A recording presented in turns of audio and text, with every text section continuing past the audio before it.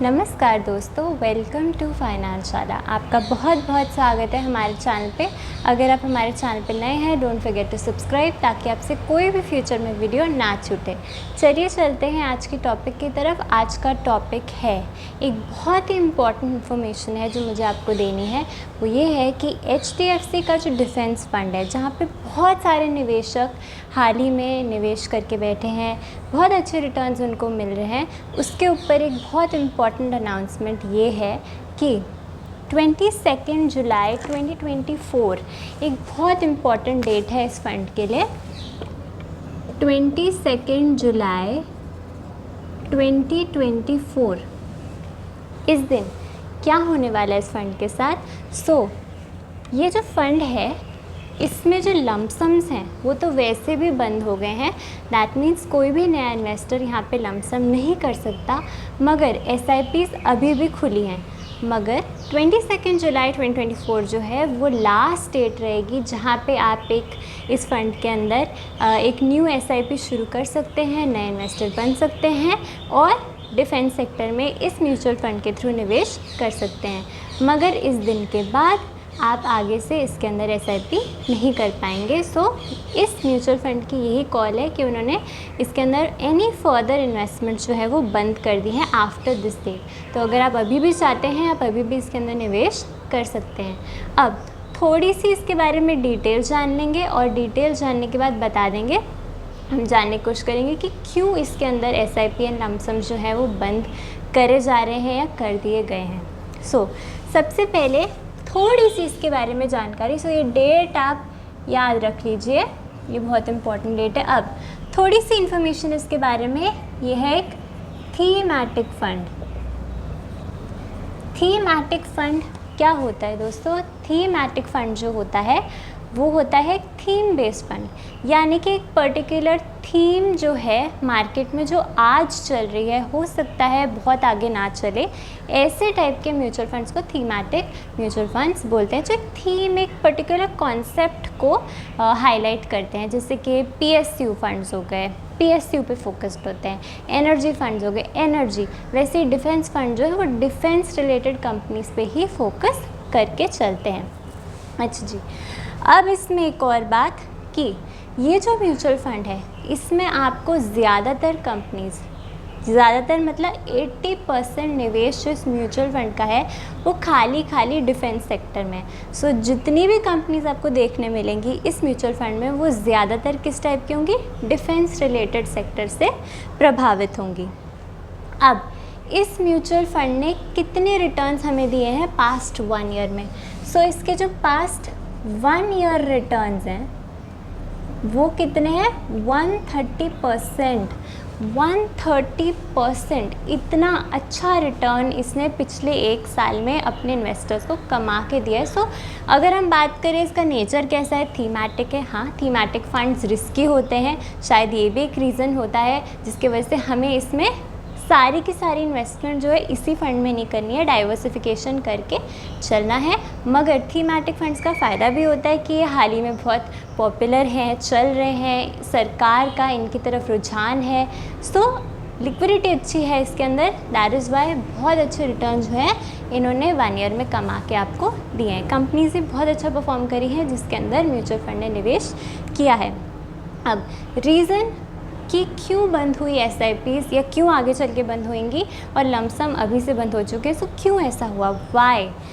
इसका आंसर ये है कि जो इसके अंदर SIP है वो इसीलिए बंद हो चुकी है इस HDFC पर्टिकुलरली इस डिफेंस फंड के अंदर। उसका रीज़न है लिक्विडिटी एंड वैल्यूएशन। इस म्यूचुअल फंड का मानना है कि ये जो म्यूचुअल फंड है ना, इसकी वैल्यूएशन काफ़ी बढ़ चुकी है क्योंकि बहुत लिक्विडिटी है मार्केट में, है ना। लोगों के पास बहुत पैसा आ गया है, लोग मार्केट में बहुत पैसा इन्वेस्ट कर रहे हैं, पैसे की कोई कमी नहीं है। हर बैड न्यूज़ जो है वो अब्जॉर्ब हो जा रही है मार्केट में, मार्केट बिल्कुल नहीं गिर रही है। और ख़ास करके जो कुछ फंड्स हैं वो तो बहुत ही अच्छा परफॉर्म कर रहे हैं। वन ऑफ द रीज़न्स ये है कि लिक्विडिटी बहुत है मार्केट में, पैसा अधिक है और इस फंड के अंदर तो खासकर निवेश हो रहा है एंड वैल्यूएशन जो है वो थोड़ी सी एक्सट्रीम हो गई है, बढ़ गई है।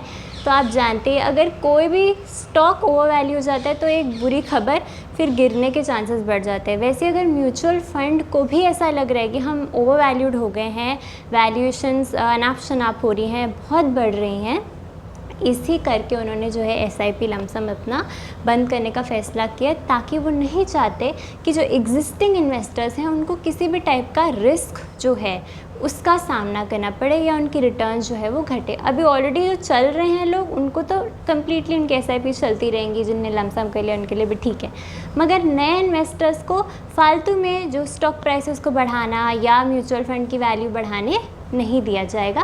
सो ये पर्सनली इन म्यूचुअल फंड का मानना है, जो कि मेरे हिसाब से ठीक है। अगर जो फंड मैनेजर उनको लग रहा है कि नहीं ओवर वैल्यूएशन हो गई है, इन्वेस्टर्स को रिस्क हो सकता है, इसी करके अगर उन्होंने बंद किया है तो ये बहुत अच्छी बात है, क्योंकि ज़रूरी नहीं है कि सेबी ही इंटरवीन करे या कोई थ्रेट हो, रिस्क हो, एक्चुअली मार्केट गिर जाए और फिर हमें और आपको नुकसान हो। ऐसे अगर म्यूचुअल फंड्स खुद से अच्छे डिसीजंस ले, उनको लगे कि नहीं अब ओवर वैल्यूएशन हो गई, हमें थोड़ा सा शांत रहना चाहिए, ज़्यादा न्यू इन्वेस्टर्स को नहीं लेके आना चाहिए, न्यू इन्वेस्टमेंट्स को नहीं लाना चाहिए, तो इससे अच्छी कोई बात नहीं हो सकती है। ओके, सो अब एक और चीज़, जितनी भी कंपनीज़ हैं सेक्टर में वो डिफेंस टाइप की हैं, है ना, और वो लार्ज कैप भी हैं, पर ज़्यादातर स्मॉल कैप कंपनीज़ का ये म्यूचुअल फंड जो है ये फॉर्म करके चल रहे हैं। सो क्योंकि स्मॉल कैप कंपनीज़ इसके अंदर हैं, तो उससे अगेन स्मॉल कैप कंपनीज़ यानी रिस्क बढ़ जाता है, एंड जब भी रिस्क ज़्यादा होता है ऑब्वियसली आपके लिए और मेरे लिए ये अच्छी बात नहीं है। सो अगेन ये सारी चीज़ें फैक्टर्स हैं जिसकी वजह से ये डिसीजन लिया गया है। High liquidity, over valuation and small cap companies हैं ये सारी, तो इनमें गिरने के भी चांसेस बहुत हैं, जैसे भागे हैं वैसे ही गिर सकते हैं। सो इसीलिए इसमें कॉशन बरतना बहुत ज़रूरी है। अब नॉर्मली म्यूचुअल फंड्स कैसे रहते हैं, जब भी आप कोई म्यूचुअल फंड सिलेक्ट करते हैं आप देखेंगे उसमें कि उसमें 40-50 कंपनियां ना होती ही होती हैं, मगर ये जो पर्टिकुलर म्यूचुअल फंड है इसमें 20-21 ही कंपनियां हैं, उससे ज़्यादा कंपनियां नहीं हैं इस म्यूचुअल फंड के अंदर। क्यों? क्योंकि इसका काम क्या है, डिफेंस सेक्टर में एलोकेशन देना, और डिफेंस की इतनी कंपनियां ही नहीं है, तो इसीलिए 20-21 कंपनीज़ की वजह से क्या हो गया, डाइवर्सिफिकेशन थोड़ी कम हो गई। एक तो वैसे ही कॉन्सेंट्रेशन है डिफेंस के अंदर और कोई सेक्टर को कवर नहीं कर रहा है ये, प्लस उसके अंदर भी कंपनियाँ बहुत थोड़ी सी हैं। So that is why again companies कम हो गई, डाइवर्सिफिकेशन कम हो गया, थीम है, रिस्क है, वैल्यूएशन बढ़ चुकी है, ओवर लिक्विडिटी है, सारे रीजंस हैं जिसकी वजह से इन्होंने SIP बंद कर दिया है।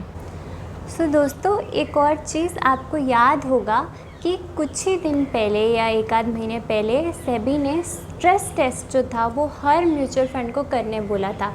स्ट्रेस टेस्ट में क्या पता चला था कि कितनी जल्दी जो है एक म्यूचुअल फंड अपने इन्वेस्टर्स को जो भी उनने पैसा लगाया है कितनी जल्दी वो रिडीम करवा सकते हैं। सो स्ट्रेस टेस्ट में भी यही पता चला था जितने भी लार्ज कैप म्यूचुअल फंड्स थे या बड़े म्यूचुअल फंड्स थे उनकी लिक्विडिटी बहुत ही अच्छी थी, तो वो वापस कर पा रहे थे, मगर जो स्मॉल कैप टाइप के म्यूचुअल फंड्स थे उनको ज़्यादा टाइम लग रहा था सारे पैसे वापस करने के लिए। सो इसकी वजह से क्या होता है, अगेन रिस्क बढ़ता है। तो क्योंकि ये जो डिफेंस फंड है स्मॉल कैप कंपनियों से भरा है, इसीलिए यहाँ पे रिस्क ज़्यादा है, ऐसा स्ट्रेस टेस्ट ने भी बताया था। ओके, सो इसके बारे में हमने थोड़ी बहुत चर्चा कर ली कि क्यों SIP बंद हुई है, किस टाइप का ये म्यूचुअल फंड है। अब हम इसके बारे में चर्चा करेंगे थोड़ी बहुत डिटेल्स कि अगर हमने इसके थोड़े से और फंडामेंटल स्टडी कर लेंगे और फिर ये भी देखेंगे कि हमारे जो है कितने पैसे बन सकते हैं इसके अंदर। ओके, सो अगर मैं इसके फ़ंड साइज़ की बात करूं, इसका फ़ंड साइज़ है 3665 करोड़ रुपीज़ का। ज़्यादा बड़ा फ़ंड नहीं है क्योंकि बहुत नया भी, बहुत पुराना म्यूचुअल फ़ंड ये इतना नहीं है, इसीलिए जो इन्वेस्टर्स हैं वो इतने ज़्यादा इसके अंदर आपको देखने नहीं मिलेंगे as compare to other mutual funds. मगर आप ध्यान रखें कि अच्छा म्यूचुअल फंड है बट थीम बेस्ड है, इसीलिए हमने सारी इन्वेस्टमेंट इसके अंदर नहीं करनी है। आपके अंदर one of the mutual fund जिसे आपके पोर्टफोलियो में रहता है उसके अंदर एक ये हो सकता है, पर इसकी लास्ट डेट 22 जुलाई है, उससे पहले अगर आप कर लेते हैं तो ठीक। तो इसका फ़ंड साइज़ हमें इतना देखने मिल रहा है, छोटा फंड है अगेन क्योंकि थीम बेस्ड है। ओके, नेक्स्ट इसके बारे में बात करते हैं एक्सपेंस रेशो। एक्सपेंस रेशो कितना है? 0.69%। सो एक्सपेंस रेशो भी डिसेंट है, ना बहुत कम ना बहुत ज़्यादा। अगर मैं इसकी होल्डिंग्स की बात करूं कि लार्ज, मिड और स्मॉल में इसमें कितना निवेश है, तो लार्ज में 47.55%, 41.75% एंड 5.79 इसमें। ये मिड है and this is small. Okay, so as you can see कि लार्ज में 47.55% है, यानी कि आधे से थोड़ा कम निवेश जो है इस म्यूचुअल फंड का वो लार्ज कैप कंपनीज़ में है। लेकिन मैंने आपको जैसे बोला स्मॉल कैप कंपनीज़ में भी काफ़ी निवेश है इस फंड का। सो आप देख सकते हैं 41% निवेश जो है वो स्मॉल कैप कंपनीज़ में है एंड मिड में मात्र 5%, जो कि ना के बराबर आपको देखने मिल रहा है। ओके, थोड़ी सी इसकी कंपनीज़ डिस्कस कर लेते हैं। कौन सी कंपनीज़ इस फंड के अंदर आती हैं? हैल, BEL, प्रीमियर एक्सप्लोसिव, सोलर इंडस्ट्रीज जैसी बहुत सारी अच्छी और दिग्गज कंपनीज़ आपको देखने मिल सकती है इस डिफेंस फंड में। सो बस इतनी ही जानकारी मुझे आपको देनी थी इस फ़ंड के बारे में। हमने चर्चा कर ली है कि फ़ंड अच्छा है मगर रिस्की है। सो रिस्क एपेटाइट के हिसाब से आप चलें। अगर आप रिस्क बिल्कुल भी नहीं ले सकते तो प्लीज़ इस फ़ंड के लिए ना जाएं, और जल्दीबाजी करने की ज़रूरत इतनी भी नहीं है। 22 जुलाई का आपके पास टाइम है अगर आप इसके अंदर जाना चाहते हैं। मगर कम्प्लीटली ये जो वीडियो मैंने बनाई है एजुकेशन और इन्फॉर्मेशन के लिए बनाई है, कोई रिकमेंडेशन नहीं है। मैं आपको फोर्स नहीं कर रही हूँ कि आप डिफेंस फंड में जाइए, बस इतना बताना था कि रिटर्न्स काफ़ी अच्छी देखने मिल रही हैं, अच्छा फंड है, मगर इसके अंदर थोड़ी सी आप वैल्यूएशन कंसर्न्स देख सकते हैं जो कि फ़ंड मैनेजर को खुद से लग रही है। एंड जो फ़ंड है वो अपनी SIPs भी फ्यूचर में बंद कर देंगे। जो लोग भी निवेशक थे उनको डरने की कोई ज़रूरत नहीं है। आप अभी तक इतने अच्छे रिटर्न्स आपको मिल रहे हैं, आगे भी मिलते रहेंगे, आपको चिंता करने की कोई ज़रूरत नहीं है। सो अगर आपको वीडियो अच्छी लगी हो डोंट फॉरगेट टू लाइक। अगर आपको कोई ये इन्फॉर्मेशन कोई डाउट है इससे जुड़ा या किसी भी टाइप का, आप कमेंट कर सकते हैं, मैं उसका जवाब देने की पूरी कोशिश करूँगी। Till then, thank you for watching.